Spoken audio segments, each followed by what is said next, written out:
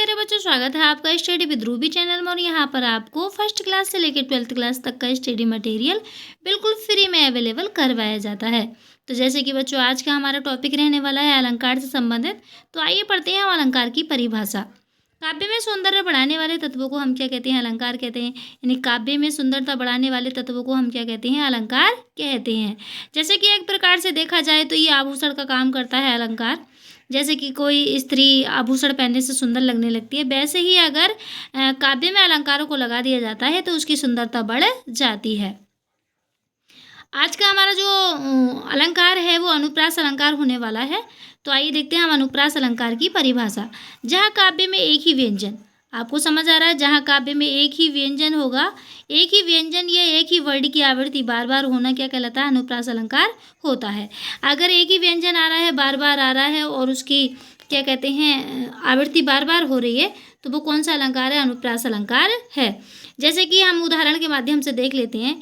जैसे कल कानन कुंडल मोर पखा उर्पे वनमाला विराजती।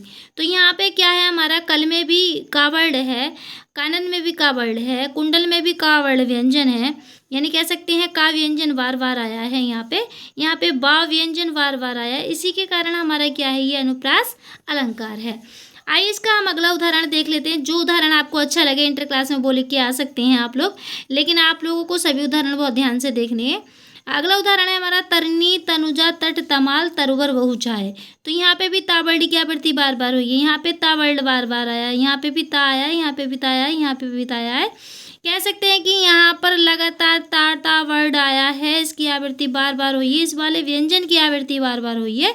इसी के कारण ये क्या है? अनुप्रास अलंकार है। अगला उदाहरण और देख लेते हैं हम। रघुपति राघव राजा राम पतित पावन सीताराम।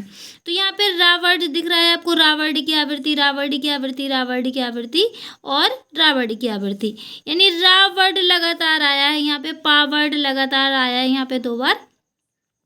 तो कह सकते हैं हम इस वाले उदाहरण में रा और पावड़ की आवृत्ति बार बार होने के कारण कौन सा अलंकार है? अनुप्रास अलंकार है।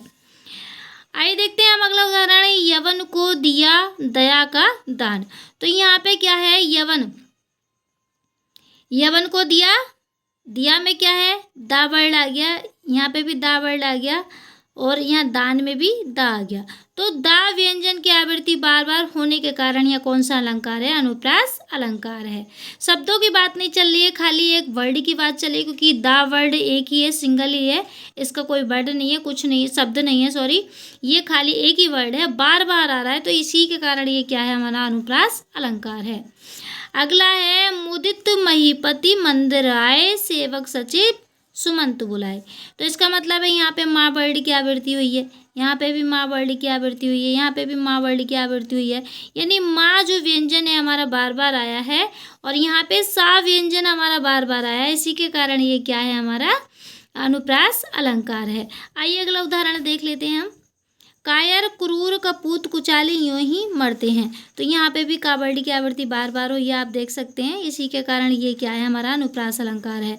अगला है खग कुल कुलसा बोल रहा किस ले का अचल डोल रहा। तो यहाँ पे क्या है? खग कुल कुलसा डोल रहा है, यहाँ का वर्ड की आवृत्ति बार बार हुई है।